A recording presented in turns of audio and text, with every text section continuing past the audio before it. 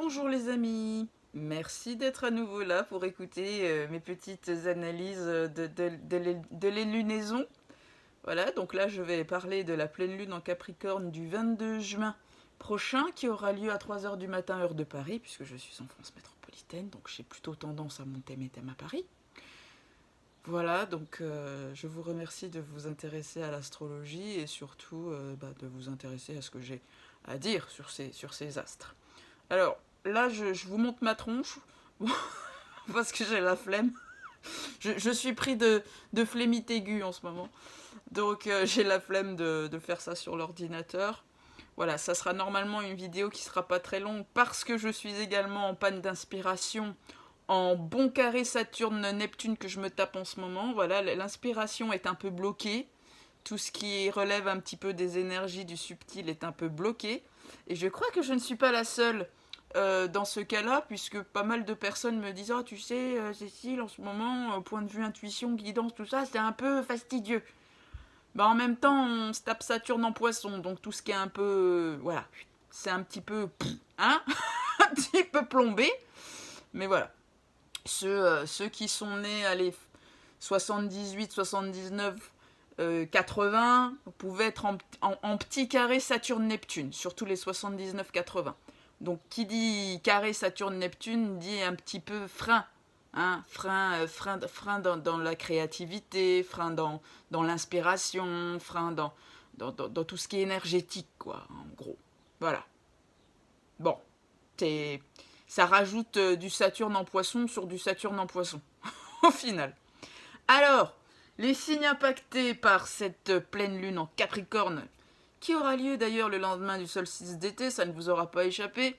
Ma foi, ceux qui veulent y voir un symbole, y verront un symbole. Moi, le solstice, voilà, ça me passe un peu au-dessus. Mais bon, hein, chacun y voit midi à sa porte.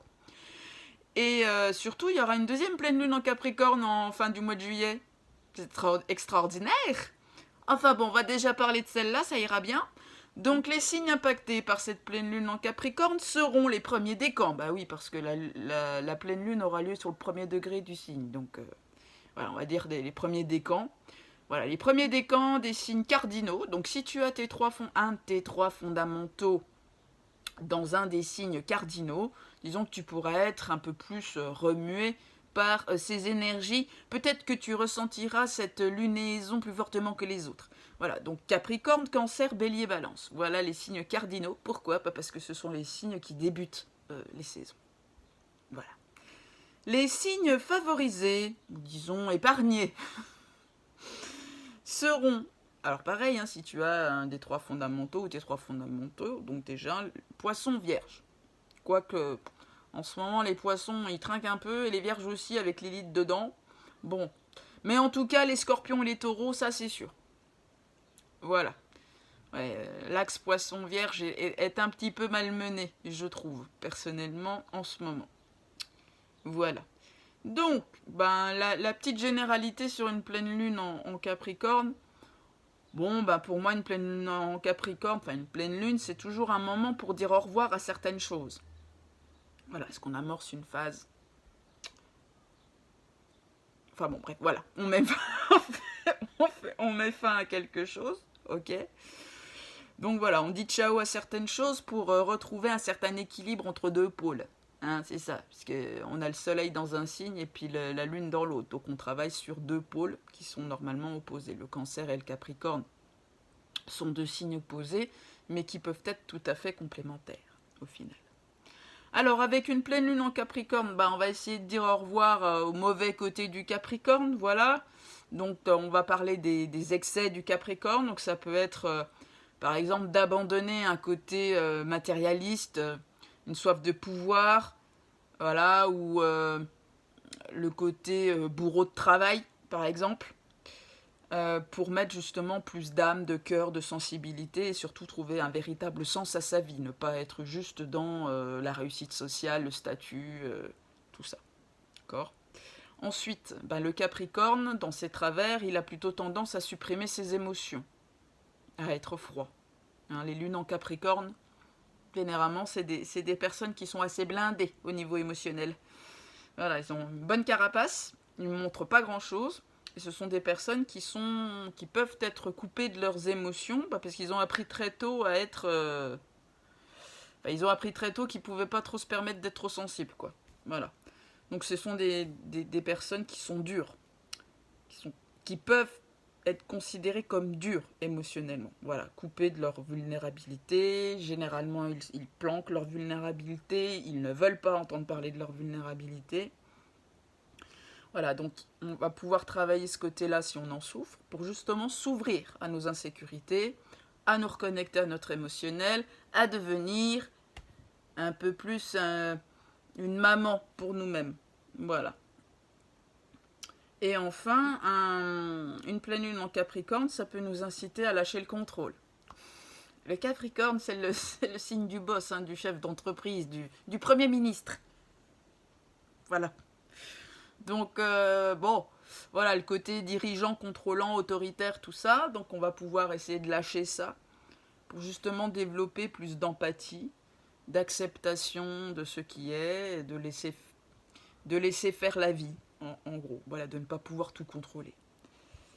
Voilà, ça c'est ce qu'on peut avoir à travailler pendant une pleine lune en Capricorne. Alors, c'est vrai que cette pleine lune, en plus, si on la regarde en particulier, cette pleine lune, ça va être une pleine lune extrêmement émotionnelle. Voilà. Donc, ma foi, ça devrait pouvoir aider à faire péter les barrières aux plus coincés émotionnellement d'entre nous, aux plus endurcis. Pourquoi je vous dis ça ? Parce que en face de la lune en Capricorne, donc dans un signe très dur, il y a le soleil en Cancer, forcément. Et le soleil en Cancer, il est donc dans un signe de flotte. Donc déjà, une planète de feu, un astre de feu dans un signe de flotte, bon, on est un petit peu plus centré sur les émotions ou la vulnérabilité, parce que le Cancer est un signe assez vulnérable, parce que c'est le signe de la lune, et la lune en astro représente le côté féminin, le côté réceptivité, le côté retrait, le côté émotionnel, le côté insécurité, vulnérabilité, blessure de l'enfant intérieur, tout cela. Donc c'est quand même le signe émotionnel par excellence, le signe du Cancer. C'est pour ça que déjà avec un soleil en Cancer, on est moins tourné vers l'extérieur, parce que là on sort d'une période Gémeaux, donc là j'essaye d'aller discuter avec tout ce qui bouge, d'explorer tout ce qui bouge, voilà, faire repartir un petit peu à l'aventure, apprendre des choses, dans le signe de Mercure qui est très mental, communication, etc.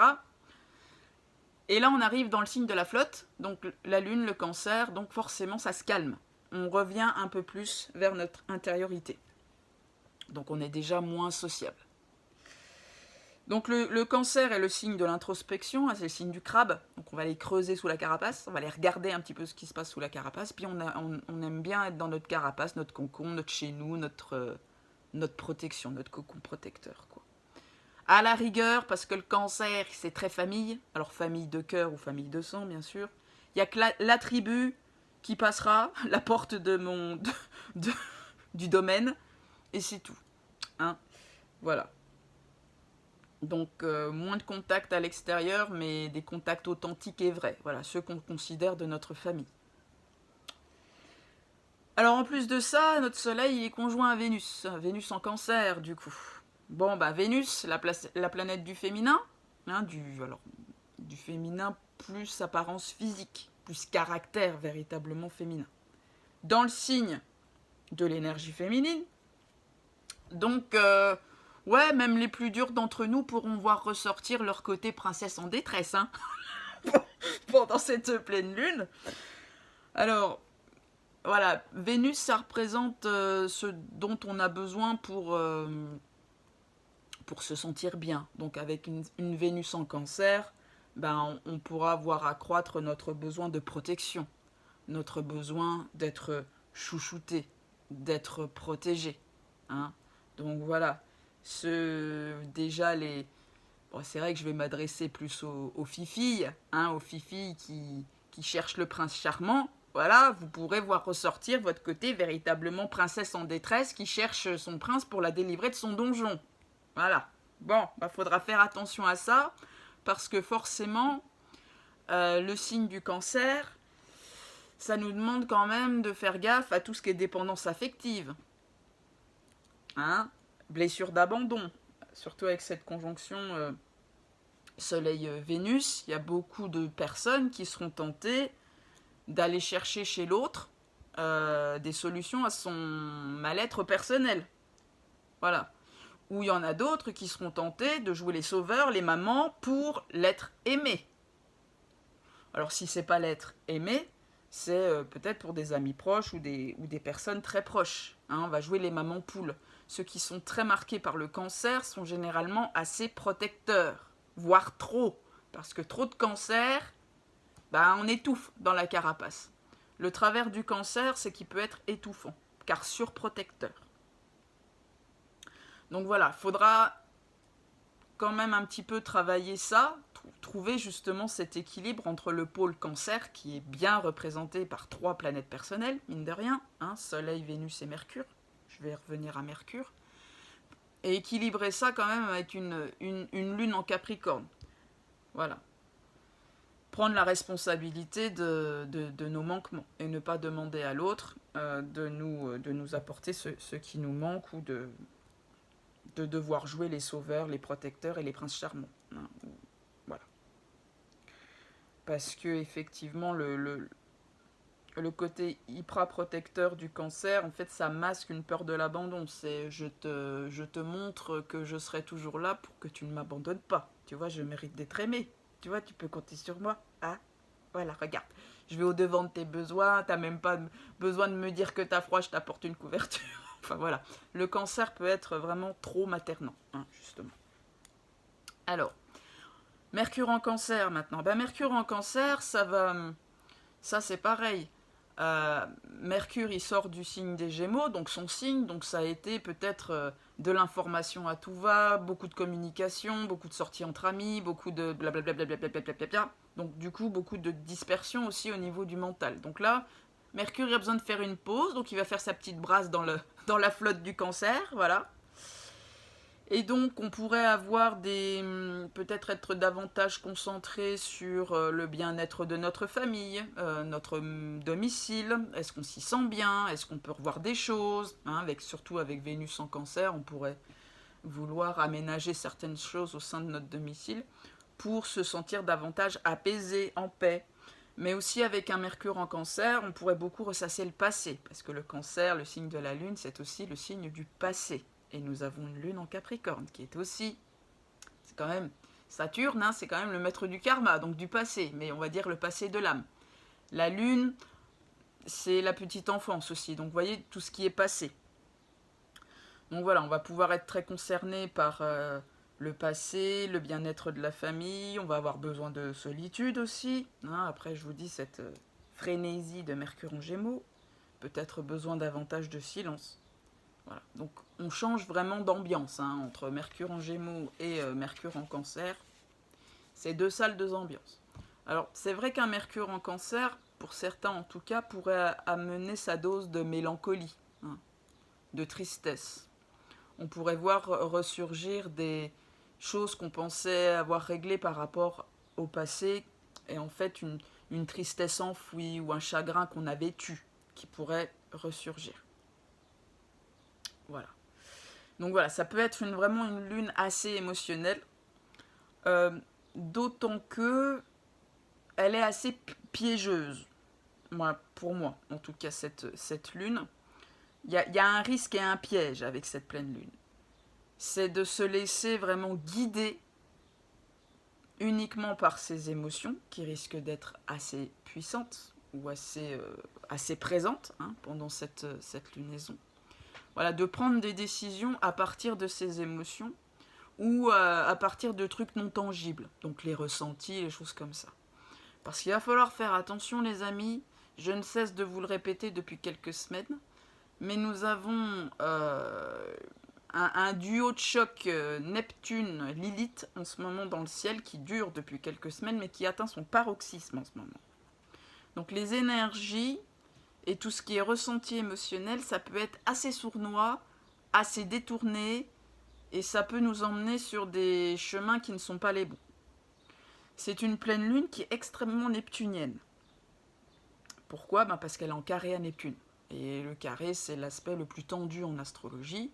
Donc quand on a un astre qui forme un carré, on va plutôt prendre les aspects négatifs de la planète qui forme le carré. Mais le carré est censé être un aspect dynamisant pour notre évolution. C'est-à-dire que c'est un aspect de test. Clairement. Ou de leçon. Hein. Donc, les aspects négatifs de Neptune, ça va être l'illusion. Donc on va pouvoir être facilement illusionné pendant cette pleine lune. On va pouvoir fantasmer des choses. On va pouvoir être parano, devenir parano, se laisser submerger par nos angoisses. Donc les peurs et les angoisses, ce ne sont pas des choses réelles. Ce sont des projections d'un passé peut-être traumatique qui n'a pas été réglé, et on a l'impression que ça va sans cesse se répéter. D'accord? Ou alors c'est une manifestation de choc post-traumatique. Donc il faut régler le problème à la source. D'accord? Donc ça c'est de la paranoïa. On pourrait, si on en a souffert, retomber dans des addictions. Ou développer des addictions. Avec un carré Neptune, Lune et carré Soleil, fatigue. Hein, Neptune carré Soleil, fatigue. Alors on vient de sortir la dernière lunaison, me semble-t-il, on était sur un carré Saturne-Soleil, donc baisse d'énergie, c'est pas mieux avec Neptune. Neptune, c'est le brouillard, la dissolution. Oups.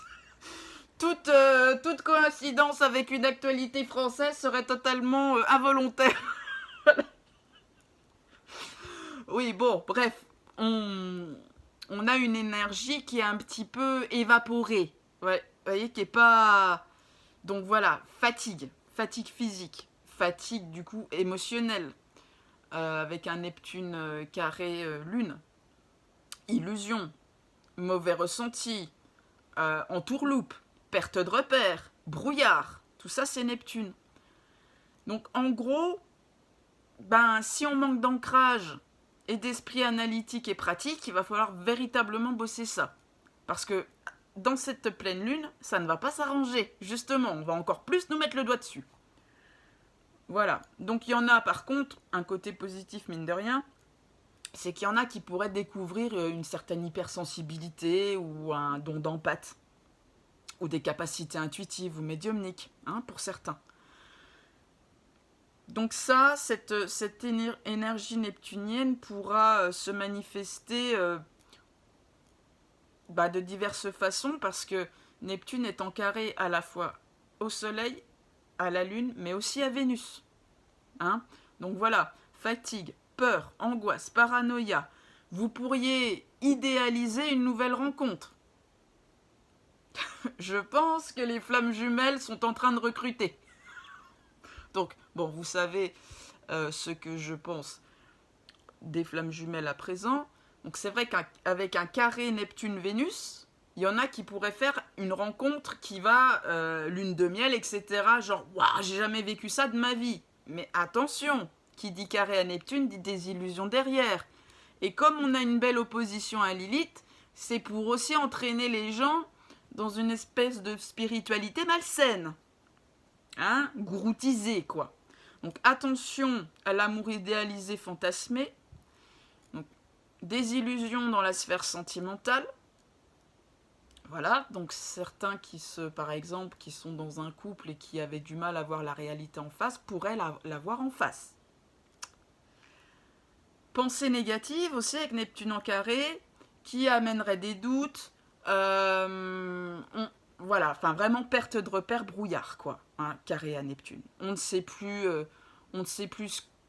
faire confiance à ses ressentis, on ne sait plus si on projette des choses, si c'est la vérité, si on se raconte des cracks, si on nous raconte des cracks, enfin bon, voilà. C'est confusion. D'accord ? Un petit peu de toutes parts. Y a Mercure qui résiste.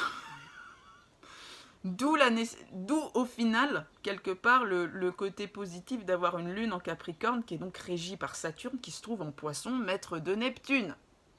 Signe de Neptune, pardon, excusez-moi. Signe de Neptune, donc ça nous oblige ou ça nous aide. Voilà, ça dépend du point de vue. à laisser passer l'orage et à se contenter de se raccrocher à la matière, pour le coup, au fait, à ce qui est palpable, tangible. Très important en ce moment. Hein. Alors, justement, je vous parlais de Lilith. Ben, Lilith, elle forme ce qu'on appelle une croix cosmisme, une croix cosmique dans le ciel, c'est-à-dire qu'elle forme une opposition à Neptune, et cette opposition est en carré à l'opposition Soleil-Lune. Donc ça forme un grand carré, si vous voulez, avec les diagonales. Donc ça s'appelle une croix cosmique. D'accord ? Donc Lilith, qui au final vient compléter ce carré hanté, bon là je pars dans des trucs un peu compliqués, mais entre Neptune et le Soleil et la Lune, eh bien ça prouve que énergétiquement, subtilement, il y a des mauvaises ondes. Les énergies sont quelque peu pourries en ce moment. Donc on peut se sentir attaqué, oppressé, que ce soit des autres, que ce soit subtilement, hein, pour ceux les plus sensibles d'entre nous, ceux qui ont l'habitude de se balader un petit peu dans diverses sphères et des dimensions, n'y allez pas. D'ailleurs, il y en a beaucoup qui me disent en ce moment je suis coupé. Bah, c'est peut-être une protection en fait, parce que là-haut, dans tout ce qui est subtil, c'est Mars Attacks. Voilà. Donc c'est peut-être pour ça que ça arrive au niveau du solstice d'été au final. Là, on célèbre le jour le plus long, le soleil qui doit normalement repousser l'ombre, n'est-ce pas ? Parce que l'ombre est très puissante en ce moment. Voilà. Donc on pourrait se sentir attaqué, on pourrait mettre le doigt pour ceux qui sont en chemin d'éveil, en nettoyage karmique de l'âme, enfin ceux qui ont des liens d'âme qui les poussent à travailler ça notamment, ou même tout seul. Vous pourriez avoir accès à des sorts, des malédictions, des mauvaises énergies, des mauvais œils le mauvais œil qui vous poursuit, voilà. Vous pourriez être aussi empreint de pensées négatives. Hein. Je vous avais dit, Mercure en Cancer, déjà, c'est un peu la mélancolie, tout ça. En carré à Neptune, avec cette pleine lune, ça ramène un peu des doutes, de la confusion, du spleen. Donc, voilà, vous pourriez, au final, être victime d'énergies qui vont essayer de vous faire douter, vous plomber, alors qui vont alimenter votre juge intérieur. La personne à l'intérieur de vous qui ne vous pense pas capable, qui ne vous pense pas méritant ou méritante. Vous voyez, ce saboteur. Mais c'est pas forcément de votre propre chef, ça vient aussi peut-être d'énergie extérieure, d'accord ? Mais qui ont un effet sur vous parce qu'au final, ça fait écho à quelque chose que vous pensez vis-à-vis de vous-même, d'accord ? Beaucoup pourraient vivre, comme je vous le disais, un éveil spirituel pendant cette lunaison. Voilà, pourrait découvrir un peu ce chemin, mais du coup deviendrait des proies faciles à la fausse lumière. Voilà, pourrait être alpagué par des croyances spirituelles un peu désaxées, le New Age notamment, enfin voilà, les excès du New Age et tout ça. D'accord ? Donc, la croix cosmique, c'est vraiment une étape de test. Hein, on est vraiment au niveau d'un test point de vue évolution, c'est-à-dire est-ce qu'on est capable de redescendre les pieds sur terre, combattre justement pour soi-même ces pensées négatives, cultiver, alors la positive attitude, oui, mais pas à n'importe quel prix, c'est-à-dire qu'on ne met pas du positif sur une couche de merde. D'accord ? On va déjà virer la couche de merde, enlever les mauvaises graines et ensuite on les remplace par du positif. Sinon, ça ne sert pas à grand-chose. D'accord ? Donc, il y a des leçons à comprendre de ça. Donc, faites très attention, hein, ceux qui sont assez éthérés. N'allez pas trop vous balader là-haut parce que c'est pas très chouette en ce moment. Voilà, on essaye de contrecarrer, de faire douter, d'envoyer des scénarios catastrophes, des peurs qui ne sont pas justifiées. Enfin, il y a vraiment beaucoup d'énergie de sabotage en ce moment. Lilith en Vierge, c'est vraiment l'énergie du sabotage, voire de l'auto-sabotage. Donc voilà, il pourrait y avoir des choses qui alimentent ça en vous. Ok? Donc en gros, faut arrêter de flotter trop haut, hein, chez les bisounours. Faut pas y aller parce que ce sont des faux bisounours si vous voulez. On travaille le cerveau gauche, Saturne en Poisson, et l'ancrage. Donc l'ancrage, c'est le retour au corps, à la physicalité. On essaye de gérer voilà, les petits trucs désagréables de la matière, mais au moins qui nous évitent d'aller trop là-haut, quoi. Enfin voilà, tout ça. Hein. Et encore une fois, je vous répète, il y en a pas mal qui m'ont dit ouais, je suis coupée de ma guidance en ce moment, et que c'est pas forcément une mauvaise chose. Voilà. Donc, cette opposition Lilith-Neptune, elle va durer, allez, bien jusqu'à mi-juillet, d'accord? Mais là, disons que c'est pleine balle. Ok? Donc voilà, essayez de cultiver, essayez d'observer le mental positif et le mental négatif, d'accord? Il faut, voilà, il faut vous dire qu'en ce moment, on va essayer, les énergies sont là pour que le mental négatif, donc celui qui sabote, en fait, c'est celui qui est alimenté par des choses qui parfois remontent à très très loin. Hein. Voilà, ça peut être, je vous dis, une shkumun, un mauvais œil, des vies traumatiques, des choses comme ça, et qui va essayer de vous bloquer encore dans la matière, quoi. Donc voilà, il faut prendre la responsabilité de ça et surtout pas se laisser submerger par cette négativité qui peut, qui est là pour essayer de vous empêcher d'avancer, quoi. Voilà. Alors normalement, pour contrecarrer, entre guillemets, une croix cosmique, on cherche sur une des pointes de la croix cosmique, donc ici Neptune ou Lilith ou la Lune ou le Soleil, on cherche soit un sextile, soit un trigone. Bah là, j'en ai pas trouvé, parce que les orbes me conviennent pas. Donc en gros, c'est démerde-toi. Enfin voilà, je vous dis encore une fois, la leçon de Saturne en Poisson, c'est on arrête de rêver, on arrête de... Enfin, on trouve des moyens d'être plus là, ancré, présent, matière, corps, matérialité. Cerveau gauche, réflexion, pragmatisme, réalisme. Donc voilà, c'est ça le temps pour les rêveurs, comme je dis souvent en ce moment. Mais se laisser trop porter par les intuitions, les fameuses guidances intérieures, la voix intérieure en ce moment, faites gaffe. Ça pourrait être détourné totalement à l'insu de votre plein gré. Voilà, et mon chat est d'accord.